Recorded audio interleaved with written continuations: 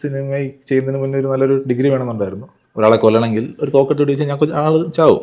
ആ കുട്ടിയാണേലും ഒറ്റ ഒടിക്ക് സാധനം ചാവും. പക്ഷേ ആ ക്യാരക്ടർ അങ്ങനെയല്ല.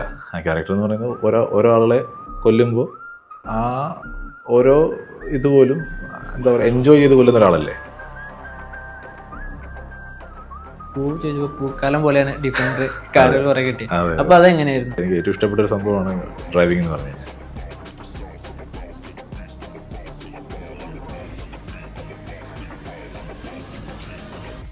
റസലാണ് ഇതെല്ലാം ചെയ്തതെന്ന് അറിഞ്ഞു കഴിയുമ്പോൾ ആ കാറിനകത്തിരുന്നൊരു ലുക്ക് ഞാൻ നോക്കും കണ്ണടി താത്തിയിട്ട്. അതായിരുന്നു കുറേ പേർക്ക് ഇഷ്ടപ്പെട്ടൊരു സംഭവം. അച്ഛൻ്റെ ഏറ്റവും ഇഷ്ടപ്പെട്ട റോൾ ഏതാണ്? ആ ലുക്ക് നിങ്ങൾക്ക് ഇഷ്ടപ്പെട്ടിട്ടുണ്ടെങ്കിൽ അതിൻ്റെ പിന്നിൽ എൻ്റെ അച്ഛൻ തന്നെയാണ്.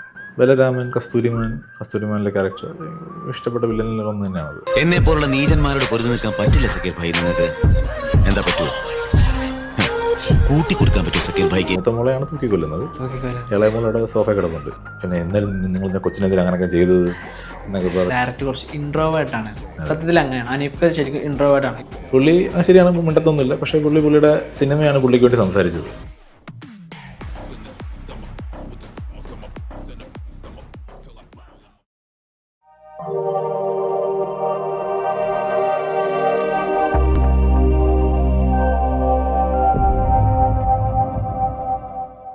Hi hello, welcome to E talks.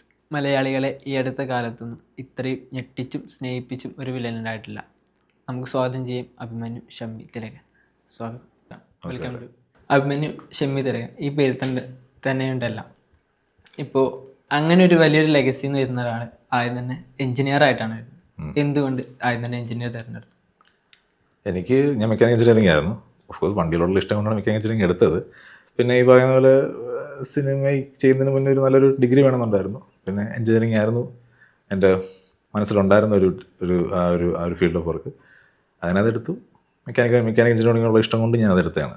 ഇപ്പോൾ ഈ സിനിമയോട് ഇത്രയും ഇഷ്ടമുള്ള ഒരാൾ ആദ്യം തന്നെ ചെയ്ത സിനിമ എല്ലാവരും നെറ്റിക്കുന്ന വലിയൊരു ഇമ്പാക്റ്റ് ഉണ്ടാകുന്ന വില്ലൻസ് റോളാണ്. എന്തുകൊണ്ട് ആദ്യം അങ്ങനെ ഒരു റോള് തിരഞ്ഞെടുക്കാൻ കാരണം? എനിക്ക് വന്നത് അങ്ങനത്തെ റോളായതുകൊണ്ടും അനീഫ് സാറ് ആ ഒരു വില്ലൻ സാധനം തന്നുകൊണ്ട് ഞാനത് എടുത്തു. ഇപ്പോൾ ആ സിനിമയിൽ തന്നെ നോക്കുകയാണെങ്കിൽ ഒരു കുട്ടിയുടെ തല സിലിണ്ടർ വെച്ച് അടിക്കണൊക്കെ സീനുകളുണ്ട്.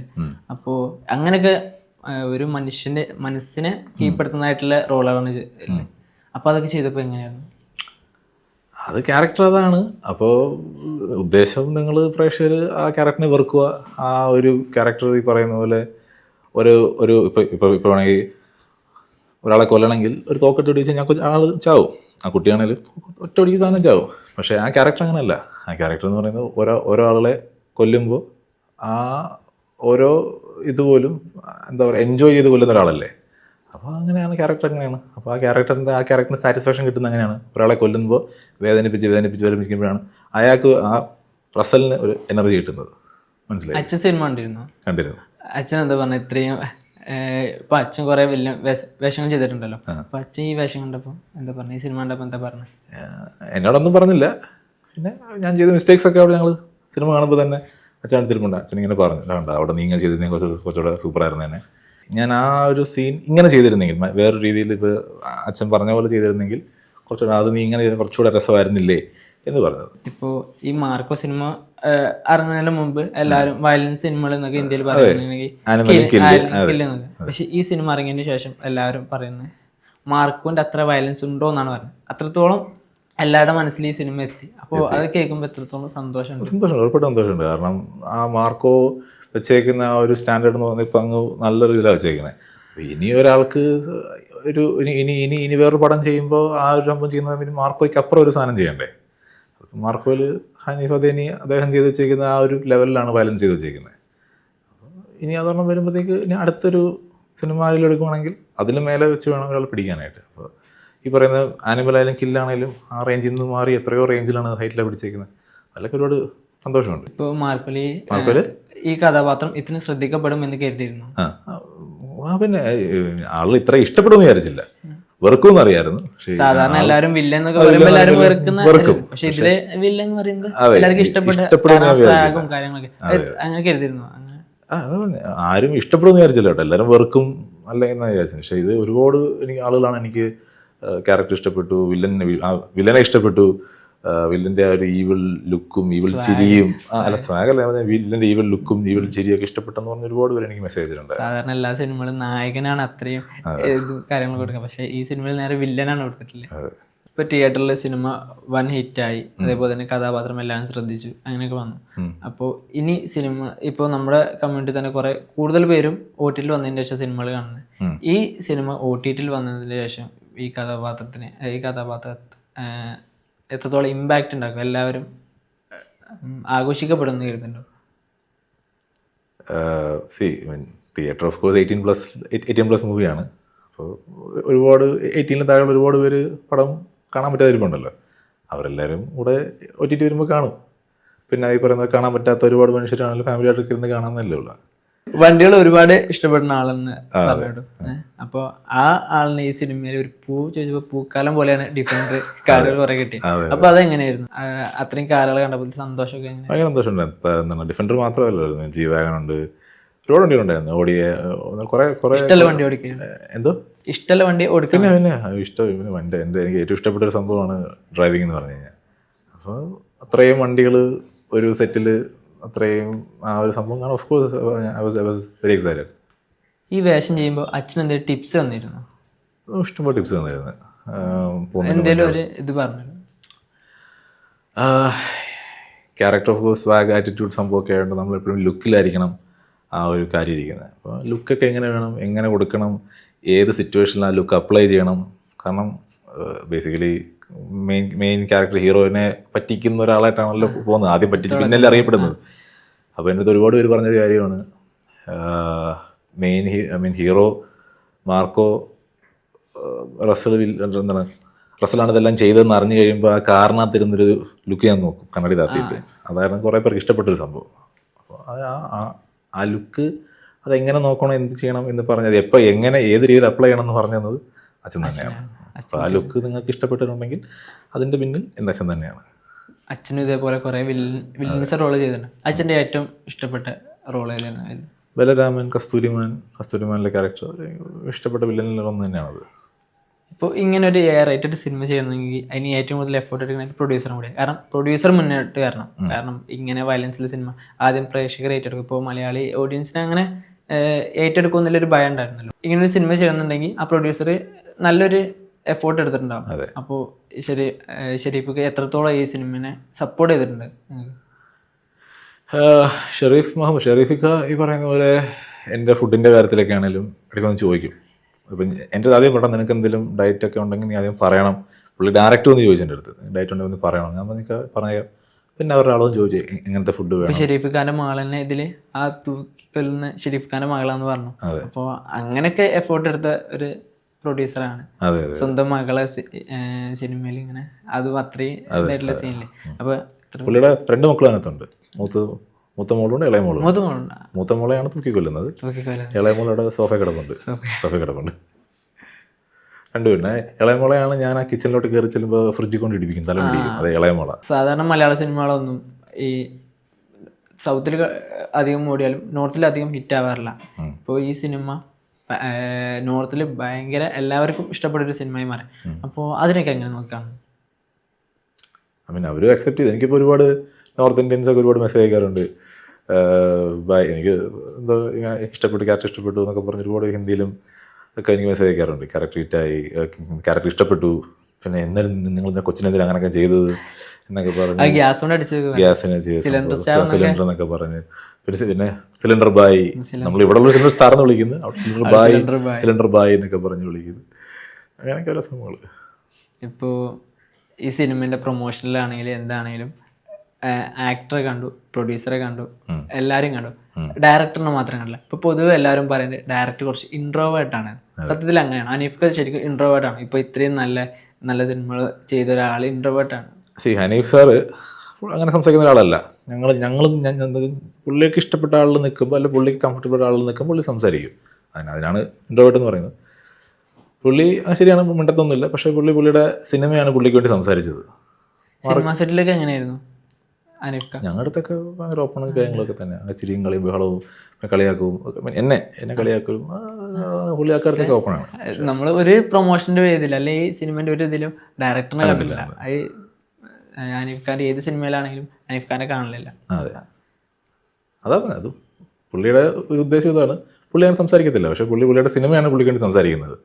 എന്നുവെച്ചാൽ ഇപ്പം തന്നെ മാർക്കോ അതിൻ്റെ ഒരു വലിയൊരു എക്സാമ്പിൾ അല്ലേ. പുള്ളിയൊന്നും മിണ്ടിയില്ല, പക്ഷേ പുള്ളിയുടെ സിനിമ, ആ സിനിമയ്ക്കുണ്ടായ വിജയമാണ് പുള്ളിക്ക് വേണ്ടി സംസാരിച്ചത്. അതുപോലെ സിനിമയിലേക്കുള്ള ആദ്യ വരവന് ഭയങ്കര സൈക്കോതരം കാണിച്ചിട്ടുള്ളൊരു വില്ലനത്. ശരിക്കും ജീവിതത്തിൽ ഇതേപോലെ സൈക്കോതരം ഉണ്ടോ? അങ്ങനെ ചോദിച്ചു കഴിഞ്ഞാൽ അങ്ങനത്തെ സാഹചര്യം വന്നാൽ ചിലപ്പോൾ അങ്ങനെ ആവും. അതുപോലത്തെ എനിക്കങ്ങനെ ചെയ്യാൻ താല്പര്യമൊന്നുമില്ല, എന്നാലും ചിലപ്പോൾ അങ്ങനത്തെ സിറ്റുവേഷൻ വന്നു കഴിഞ്ഞാൽ എന്ത് ചെയ്യാൻ പറ്റും? ഇപ്പോൾ നമ്മുടെ ഒരു കള്ളം വല്ല വീട്ടിൽ കയറി വന്നു, അപ്പോൾ നമ്മൾ അന്നേരം ഇതേപോലെയൊക്കെ ചെയ്യൂ. ഇതുപോലെ ചെയ്തില്ല അന്നേരത്തെ നമ്മൾ നമ്മുടെ എന്താണ് ഫാമിലി നമ്മൾ നോക്കണ്ടേ? അന്നേരം കൈ കിട്ടുന്നതാണ് എടുത്തിട്ട് ഒരു പക്ഷേ അടിച്ചെന്നിരിക്കും. കള്ളനോ അങ്ങനെ എന്തെങ്കിലും നമ്മളെ വീട്ടിൽ കയറി നമ്മളെ ഉപദ്രവിക്കാൻ വന്നാൽ എന്ത് ചെയ്യണം? നോക്കി നിൽക്കണം. ഇല്ല, നമ്മൾ അന്നേരം സാഹചര്യത്തിൽ നമുക്ക് എന്ത് കിട്ടുന്നോ അന്നേരം ആ ഒരു ഡിഫെൻസീവ് മെക്കാനിസം അല്ലേ, അന്നേരം നമ്മളത് ചെയ്യും. അത്രയേ ഉള്ളൂ. സൈക്കോതരം ചെയ്തിട്ടുണ്ടോ?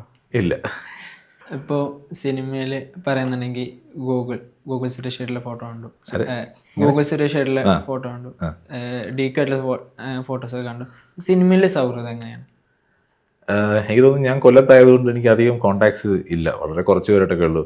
ഗോകുല്, പിന്നെ DQ, അങ്ങനെ കുറച്ച് പേരായിട്ടൊക്കെ ഉള്ള എനിക്ക് തോന്നുന്നു അതേ ഉള്ളൂ. അങ്ങനെ എല്ലാവരുമായിട്ട് ഞാൻ പറഞ്ഞില്ലേ ഒരു ചെറിയൊരു ഫ്രണ്ട് സർക്കിൾ കീപ്പ് ചെയ്യുന്ന ഒരാളാണ്. അറിയാം, കുറേ പേരെയൊക്കെ അറിയാം, എന്നാലും കാണുമ്പോൾ സംസാരിക്കും. പക്ഷേ ഞാൻ അങ്ങനെ എപ്പോഴും കോൺടാക്റ്റിൽ അവരുമായിട്ട് നിൽക്കുന്ന ഒരാളല്ല. ഇപ്പോൾ റീസെൻ്റ്ലി എല്ലാവരും പറഞ്ഞ ഒരു ഫോട്ടോ ആയിരുന്നു മമ്മൂക്കായിട്ടുള്ള ചെറുപ്പകാലത്തെ ഒരു ഫോട്ടോ.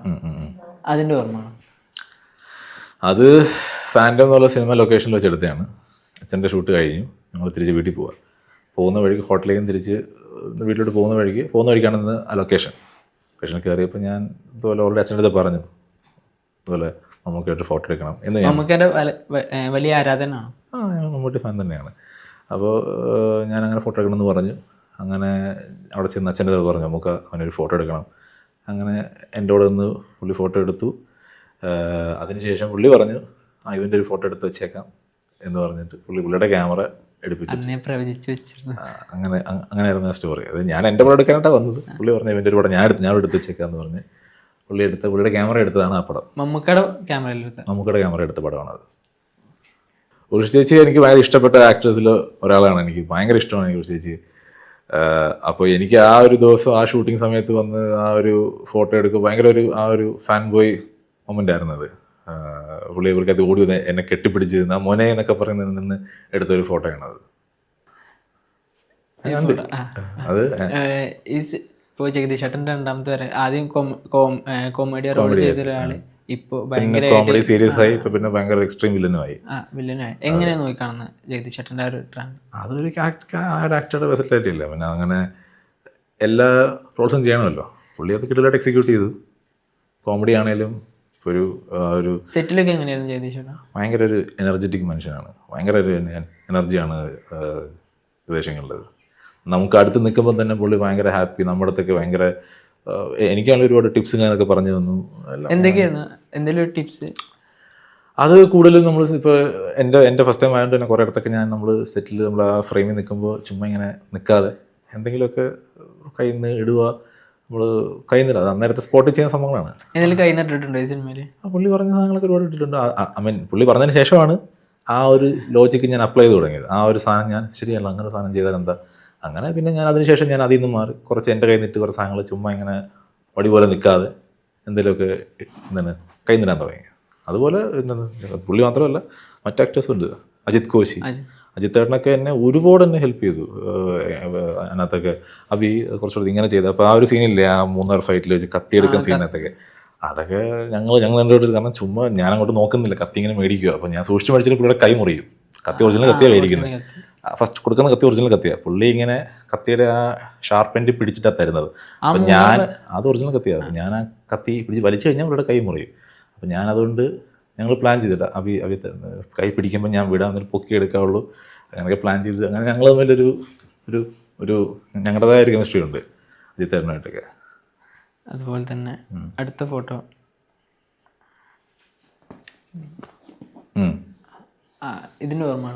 ഇതിൻ്റെ ഓർമ്മകൾ ഇത് കിങ് ഓഫ് കൊത്തയുടെ സെറ്റിൽ വെച്ച് എൻ്റെ വലിയൊരു ആഗ്രഹമായിരുന്നു. ഞങ്ങളെല്ലാം കൂടെ ഗോകുലും DQ ആയിട്ട് നിൽക്കുന്നൊരു ഫോട്ടോ എടുക്കണമെന്ന്. അങ്ങനെ സൗബിനൊക്കെ ഉണ്ടായിരുന്നു വണ്ടിക്കകത്ത്. സൗബിനൊക്കെ എടുത്തുന്ന ഫോട്ടോയാണത്. സൗബിനൊക്കെ എടുത്തുന്ന ഫോട്ടോയാണ്. അടുത്ത ഫോട്ടോ വ്യത്യസ്തനായിട്ടുള്ള ഫോട്ടോ. ഇതെങ്ങനെയായിരുന്നു? ഇതെനിക്ക് തോന്നുന്നു അമൃതയുടെ ഒരു TV ഷോ ആയിരുന്നത്. അന്നാണ് ഈ അച്ഛനെ അവസാനം സമാഗമം അല്ലേ, അന്നാണ് അച്ഛനെ അല്ലെങ്കിൽ ലാസ്റ്റ് ടൈം എന്താണ് പറയുക ഹോസ്പിറ്റൽ കിടന്നപ്പോൾ ഞാൻ കണ്ടിരുന്നു. ഹോസ്പിറ്റൽ കിടന്നതിന് മുന്നേ അവസാനം ഫുൾ ഹെൽത്തി ആയിട്ട് കാണുന്നത് ആ ദിവസമാണ്. ഇത് നിങ്ങൾ 3 പേരില്ലേ? ഞാൻ സ്കൂളിൽ പഠിക്കുമ്പോൾ ഇവിടെ. പഠിക്കുന്നില്ല. അതെ അതെ. ഞാൻ +1 +2 അന്നൊരു ദിവസം എറണാകുളത്ത് ട്രിവാൻഡ്രം പോയപ്പോൾ വീട്ടിൽ കയറി. അതുകൊണ്ട് എപ്പോഴും ഇങ്ങനെ യാത്ര ചെയ്യുമ്പോൾ കൊല്ലം എറണാകുളം പോവുകയാണെങ്കിൽ ട്രിവാൻഡ്രം എറണാകുളം പോവുകയാണെങ്കിൽ കൊല്ലത്തൊന്ന് വീട്ടിൽ കയറിയിട്ടൊക്കെ പോകുള്ളൂ. അങ്ങനെ വന്നൊരു ദിവസം ഞാൻ +1 +2 എനിക്ക് +1 ആണെന്ന് തോന്നുന്നു പഠിക്കുമ്പോൾ വന്ന് കയറി ഇപ്പോൾ എടുത്തൊരു ഫോട്ടോയാണ്. ഇപ്പോൾ മലയാളികൾ ഇത്രയും സ്നേഹിച്ച ഒരു വില്ലൻ ഉണ്ടായിട്ടില്ല, ഇത്രയും ആഘോഷിച്ചൊരു വില്ലൻ ഉണ്ടോ എന്ന് തന്നെ ഒരു സംശയമാണ്. അപ്പോൾ ഇനിയും ഇതേപോലെ തന്നെ വേഷങ്ങൾ ചെയ്യട്ടെ, അതേപോലെ ഇതിനും വലിയ വേഷങ്ങൾ ചെയ്യട്ടെ. എല്ലാവിധ ആശംസകളും. Thank you. ശരി.